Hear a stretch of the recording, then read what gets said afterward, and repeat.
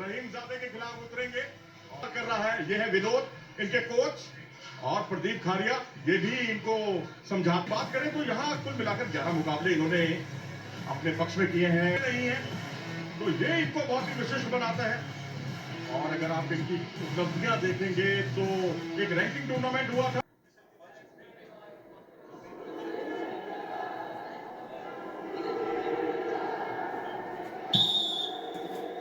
तो इस तरह से मुकाबला हुआ, शुरुआत मुकाबले का शुभारंभ हुआ। मेरे साथ हैं वर्ल्ड चैंपियनशिप की ब्रॉन्ज मेडलिस्ट जिया पूजा ढांडा। पूजा, क्या कहेंगे इस मुकाबले के बारे में? जी मनोज, बहुत ही बढ़िया मुकाबला हमारे बीच होने वाला है, विशाल और अली के बीच में। और देखना ये है कि आज कौन सा पहलवान बाजी मार जाता है। जी हाँ, बाजी कौन मारेगा ये तो देखिए, उम्मीदें हमारी तो यही है कि हम लगातार कालीरमन को जीतते हुए देखना चाहते हैं। सिसाई से ताल्लुक रखते हैं ये, जो कि हिसार, आप भी हिसार से और कालीरमन भी हिसार से। जी मनोज, बिल्कुल, मैं भी हिसार से बिलोंग करती हूँ और विशाल भी वहीं से है। और काफी प्राउड महसूस होता है कि जब हमारे क्षेत्र से कोई दूसरा पहलवान आके इतना बढ़िया परफॉर्म करता है तो कहीं ना कहीं बच्चों में और भी ज्यादा उत्सुकता होती है क्षेत्र में पूरा, कि और भी बहुत से बच्चे ऐसे निकल के आते हैं और देश के लिए परफॉर्म करते हैं। जी हाँ, क्यों ना हो ऐसी उत्सुकता, ऐसा रोमांच, क्योंकि प्रो रेसलिंग लीग का जो मंच है वो यही रोमांच पैदा करता है। और यहाँ से अंतरराष्ट्रीय स्तर के खिलाड़ियों की पौध तैयार होती है। और उत्तर प्रदेश, यूपी डोमिनेटर जो इस समय बढ़त बनाए हुए हैं 3-0 से।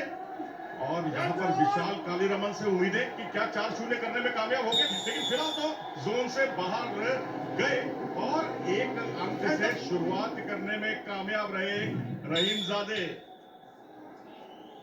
बिल्कुल मनोज, देखिए किस तरीके से अली ने इनको बाहर किया और यहाँ पर एक पॉइंट दिया गया। फिर से अटैक कालीरमन की तरफ से, बट बचने में कामयाब रहे अली। लेकिन यहाँ रहीमजादे ने थोड़ा समय नहीं लगा दिया यहाँ पर, क्योंकि उनके पास एक काउंटर अटैक करने का बहुत सुनहरा मौका था। पूजा, बिल्कुल मनोज, लेकिन अगर आप कुश्ती में कुछ सेकंड की भी देरी कर देते हो तो आप बहुत देर हो जाती है आपको। इसलिए हमने जब काउंटर करना होता है तो क्विकली हमें अटैक करना होता है।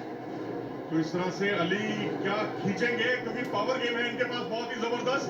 और विशाल अपने माइंड गेम का बहुत अच्छा परिचय देते हैं, जो उन्होंने पिछले मुकाबले में दिया भी था। पूजा, बिल्कुल मनोज, और देखिए यहाँ पर विशाल जो है वो एक्टिव मोड में आ गया है और रेफरी का इशारा जो है वो ब्लू कॉस्ट्यूम के पहलवान की तरफ है कि आप पैसिव ना खेले। फर्स्ट वार्निंग जो है वो अली को दी जा रही है। नहीं, एक्टिविटी टाइम शुरू कर दिया गया है अली के खिलाफ। और इस तरह से रक्षण का इम्तिहान और एक तरफ से आक्रमण का इम्तिहान, किसकी होगी जीत अगले 30 सेकंड तय करेंगे, जिसके 10 सेकंड बीत भी चुके हैं। बिल्कुल मनोज, यहाँ पर रेफरी का इशारा कि आप फिंगर होल्ड ना करें। दोनों ही पहलवान एक दूसरे की फिंगर पकड़ रहे हैं जो अलाउ नहीं है। और निश्चित तौर पर यहाँ पर आप उंगलियों को यदि विपरीत दिशा में पकड़ते हैं, उसको मोड़ते हैं, तो उसके खिलाफ कॉशन भी दिया जा सकता है। और यूनाइटेड वर्ल्ड रेसलिंग के नियम इस मामले में बहुत ही ज्यादा सख्त हैं। और इस तरह से अंक नहीं बटोर पाए, इसकी वजह से विशाल कालीरमन का भी खाता खुला और इस तरह से बराबरी करने में कामयाब हुए विशाल। बिल्कुल मनोज, विशाल अब एक्टिव मोड में है और अली कहीं ना कहीं डिफेंसिव होते नजर आ रहे हैं। वो बार बार पीछे हट रहे हैं, तो हो सकता है कि रेफरी द्वारा उन्हें दोबारा भी पैसिव दिया जाए।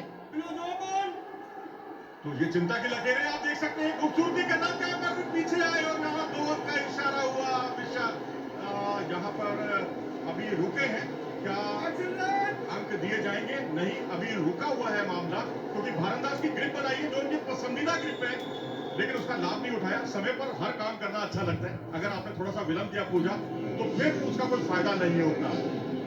बिल्कुल मनोज, रेसलिंग में विलंब के लिए कोई जगह नहीं है, आपको बिल्कुल मिली। देखने को मिल रहा है। पूजा ढांडा हमारे साथ मौजूद है। पूजा, क्या दोनों ने अवसरों का बहुत ज्यादा लाभ नहीं उठा पाए, दोनों खिलाड़ी, दोनों पहलवान, क्योंकि मौके दोनों को मिले?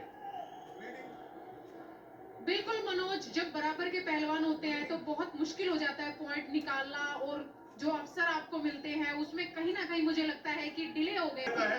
WFI उसका अनुसरण करता है, और ऐसे मुकाबले जब आते हैं अंतर्राष्ट्रीय मंच पर, जिसका प्रो रेसलिंग लीग एक जरिया है, निश्चित तौर पर उसका पहलवानों को बहुत फायदा भी मिलता है। पूजा, निसंदेह मनोज, यहाँ पर पीडब्ल्यूएल का जो है भारतीयों पहलवानों को बहुत ज्यादा फायदा मिला है। उनमें से एक मैं खुद हूँ कि मुझे बहुत ज्यादा फायदा यहाँ से मिला था। मेरी परफॉर्मेंस बहुत ज्यादा बड़ी थी और यहाँ पर प्रेशर जो है वो विशाल के ऊपर है, क्योंकि विशाल पीछे चल रहे हैं। अब विशाल को एक्टिव मोड में आना होगा और अटैक करके पॉइंट पर तोड़ने होंगे, या फिर अली को पैसिव करना होगा ताकि उनको पैसिविटी पॉइंट मिले और मुकाबला 2-2 पर आ जाए।